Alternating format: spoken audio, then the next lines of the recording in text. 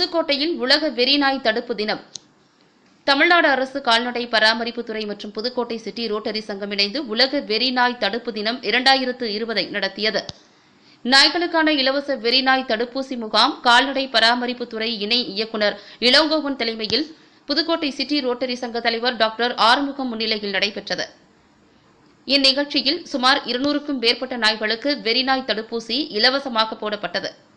புதுக்கோட்டை நகரம் முழுவதும் ஒலிபெருக்கி மூலம் விளம்பரம் செய்யப்பட்ட முகாமில் ரோட்டரி மாவட்டம் 3000 மேனாள் ஆளுநர்கள் மாருதி கணமோகன்ராஜ், பார்த்திபன், புதுக்கோட்டை சிட்டி ரோட்டரி சங்க செயலாளர் செல்லத்துறை, உறுப்பினர்கள் அப்பு செந்தில், செல்வம் மற்றும் கால்நடைத்துறை உதவி இயக்குநர் அருள் செல்வி, சாகுல் ஹமீது, அரசு கால்நடை மருத்துவர்கள் தட்சிணாமூர்த்தி, தினேஷ்குமார், பாண்டியராஜன், பிரபு மற்றும் ஆய்வாளர்கள், பணியாளர்கள் கலந்து கொண்டனர். நிகழ்ச்சி அரசு வழிகாட்டுதலுடன் முகக்கவசம் அணிந்து நடத்தப்பட்டது.